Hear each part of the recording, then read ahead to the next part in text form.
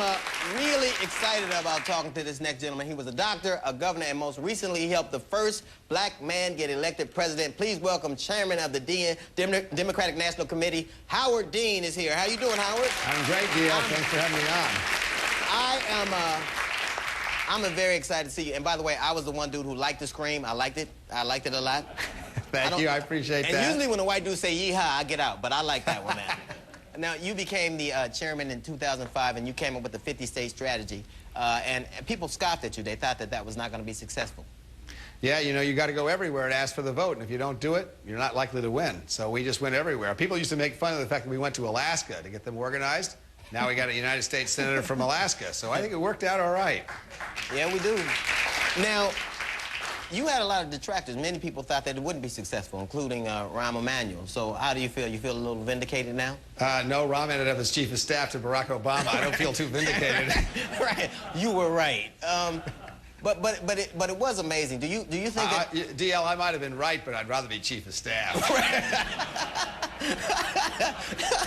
And if you ever are, don't yeehaw. That'll scare people. That's right. That's right. Now, you obviously are very proud of what's happened. Democrats are holding majorities in both houses. I'm proud of what's happened in the country.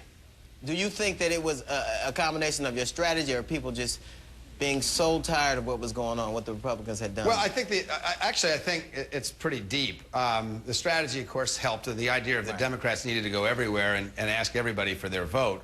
We had a candidate who's not just the first multicultural candidate in the country, with history, which is great, but a candidate who represents a new generation. This election was like John F. Kennedy's election. A whole new generation of people under 35 is now coming to power, just like my generation came to power when Jack Kennedy was elected. Right.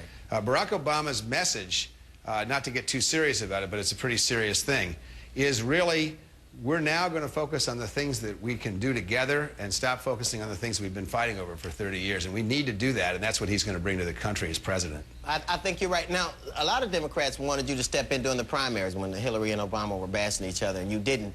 And that, I thought, turned out to be a pretty wise decision, because I thought it made him a much better candidate, a much more viable candidate. I thought he learned everything there was to learn in the primaries against Hillary, and he just kind of was able to kind of do what he needed to do to get elected. I think that's true. Having a tough opponent and a tough primary was tough for the Democratic Party, but it makes the person who wins it a much better candidate, first of all. Second of all, my job is not to pick the nominee. My job is to let the voters pick the nominee and keep everybody else out of it except for the voters and the candidates. Now, I am excited that the Democrats won, but I'm also worried that the Democrats are going to mess things up by acting like Democrats, you know.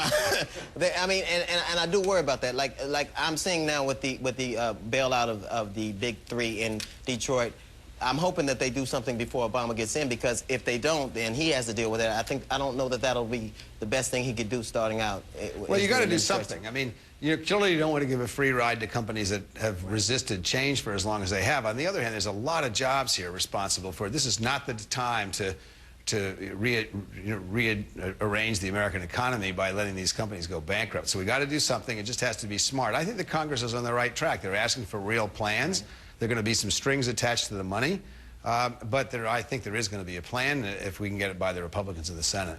Now, you are leaving your post just as everything gets started. You're leaving. You plan on stepping down from your post? Yeah. This is look. The new president gets to pick the chairman of his party's national committee.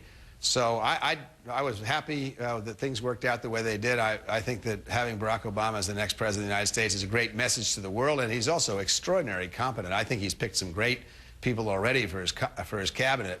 But this is a very different job under a Democratic president, and I think he has the right to pick his own person. It's time for me to step aside and go on and do something different. But really, once you get a black man elected president, you can rest.